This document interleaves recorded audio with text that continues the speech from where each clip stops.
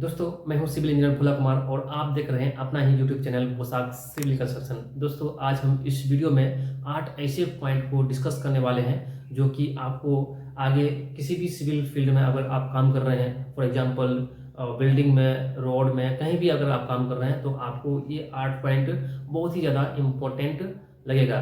तो वीडियो को बिना स्किप के हुए अंत तक देखने की कोशिश करेंगे ताकि आपको कहीं भी किसी तरह का कन्फ्यूजन ना हो। ठीक है, तो चलो स्टार्ट करते हैं आज का वीडियो को। तो जैसा कि दोस्तों यहाँ पे हमने टॉपिक लिख दिया है कि 8 important point for fresher civil engineer. जरूरी नहीं है दोस्तों कि ये सिर्फ सिविल इंजीनियर के लिए है। अगर आप साइट पे, चाहे आप लेबर हो या फिर आप कोई सुपरवाइजर हो या अभी अभी आप कोई फोरमैन बने हैं, तो आपके लिए ये पॉइंट जरूरी होगा। ठीक है, तो हम बारी बारी से जो है सारे पॉइंट को यहाँ पे लिखे हैं और किसका क्या इंपॉर्टेंस है वो मैं आपको बताऊंगा और साथ ही साथ इसका वैल्यू क्या होता है मैं इस वीडियो में पूरा बताने की कोशिश करूंगा। ठीक है, तो वीडियो को देखते रहिएगा। तो यहाँ पे सबसे पहला पॉइंट है दोस्तों, what is the density of steel. मतलब हर एक चीज का दोस्तों यहाँ पे डेंसिटी होता है। इसी प्रकार से यहाँ पे स्टील का मतलब है क्या दोस्तों, यहाँ पे अगर आपको नहीं पता है स्टील मतलब क्या होता है, तो स्टील का मतलब है जैसे कि हम लोग देसी भाषा में बोलते हैं दोस्तों, यहाँ पे जैसे लोहा भी बोलते हैं। ठीक है, क्या है, लोहा। तो what is the density of steel, मतलब लोहा का डेंसिटी कितना होता है। तो इसका डेंसिटी दोस्तों आपको याद रखना जरूरी है कि 7850 kg पर मीटर क्यूब। कितना दोस्तों, 7850। ये आपको याद कर लेना है। ठीक है, और नेक्स्ट पॉइंट हम लोग बात करेंगे अभी दोस्तों कि minimum dia of bar for slab. Slab की बात करते हैं, मतलब मिनिमम डाया ऑफ बार, जो आप रड डाल रहे हैं उस रड का डाया कम से कम कितना होगा कि आपका बिल्डिंग जो है आसानी से, मतलब किसी भी चीज का लोड बेयरिंग कर सके ताकि आपको फ्यूचर में कोई दिक्कत ना हो। ठीक है, तो हम लोग यहाँ पे बात करेंगे मिनिमम डाया ऑफ बार। यहाँ पे दोस्तों लिखेंगे 8 mm।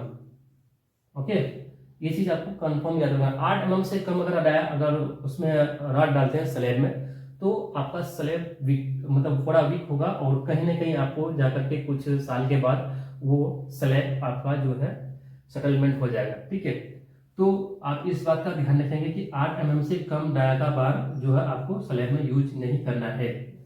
नेक्स्ट थर्ड पॉइंट है यहाँ पे minimum thickness of share wall.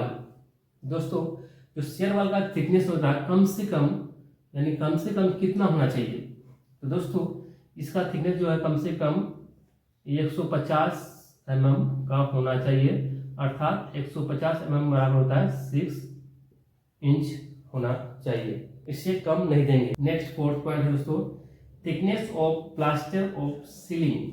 तो सीलिंग क्या होता है सबसे पहले देखेंगे कि सीलिंग का मतलब यहाँ पे है, अगर आप छत डालते हैं तो छत का मतलब स्लैब का जो बॉटम पॉइंट होता है उसको हम लोग सीलिंग बोलते हैं। तो उस सीलिंग में जो हम लोग प्लास्टर करते हैं, मतलब छत में जो प्लास्टर करते हैं, तो उसका थिकनेस कम से कम कितना होना है, तो उसका थिकनेस दोस्तों यहाँ पे हम लोग लेंगे यहाँ पे 6 mm।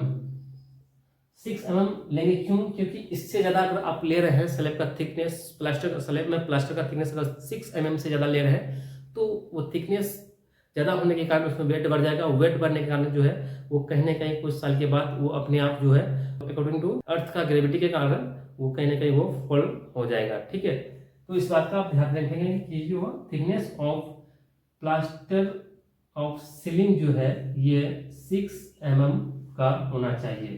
ठीक है, नेक्स्ट फिफ्थ पॉइंट है दोस्तों यहाँ पे मिनिमम थिकनेस ऑफ स्लैब। तो स्लैब अगर डाल रहे हैं तो उसका मिनिमम थिकनेस कितना होना चाहिए, कहीं भी आप देखेंगे तो जो थिकनेस जो है कहीं 6 इंच का मिलेगा, कहीं 5 इंच का, कहीं 4 इंच का, अलग अलग कस्टमर के डिमांड के अनुसार जो है थिकनेस चेंज होता रहता है। बट यहाँ पे हम लोग एक स्टैंडर्ड थिकनेस को लेकर चलेंगे, क्योंकि हम लोग बात करेंगे यहाँ पे सिविल इंजीनियरिंग की बात कर रहे हैं, तो हम लोग एक स्टैंडर्ड साइज को लेकर चलेंगे, थिकनेस को लेकर चलेंगे जो हमें किसी भी प्रकार के हानि नहीं पहुंचाए। ठीक है, तो मिनिमम थिकनेस ऑफ स्लैब जो होगा यहाँ पे दोस्तों 5 इंच का लेंगे। कितना दोस्तों, 5 इंच का रखेंगे। ओके, और नेक्स्ट 6 पॉइंट तो वैलिडिटी ऑफ सीमेंट। तो सीमेंट जब आप खरीदते हैं तो उस बोरे में देखते होंगे डेट, एक्सपायरी डेट, कब मैन्युफैक्चरिंग डेट कब बना है, तो उसके हिसाब से दोस्तों आपको जो है सीमेंट को पहले बोर्ड आपको देखना है कि क्या इसका एक्सपायरिंग डेट है, क्या इसका जो मैन्युफैक्चरिंग डेट है। अगर डेट जो है 3 मंथ से ज़्यादा होगा तो वो समझिए कि वो सीमेंट जो है आपका एक्सपायर हो चुका है।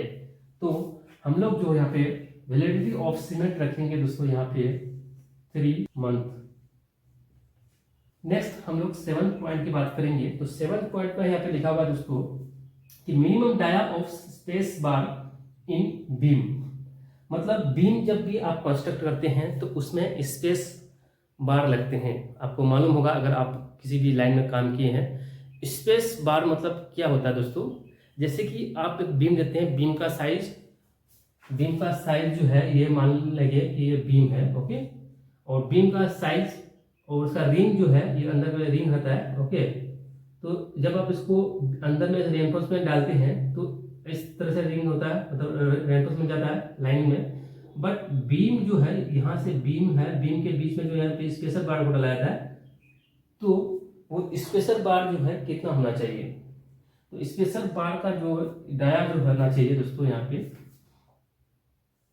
ये 25 mm का होना चाहिए, क्योंकि इससे कम देंगे तो क्या होगा, जो कंक्रीट जब उसमें कास्ट करेंगे वो कंक्रीट जो एग्रीगेट का साइज होता है वो 25 mm से कम होता है और वो आसानी से जो है बीम में इंटर कर जाता है, मतलब कहीं भी उस पर स्पेस नहीं रहता, एयर वेकेंस नहीं रहता है, तो आसानी से उसमें जो है अंदर मतलब जो सेटलमेंट हो जाता है, ठीक है।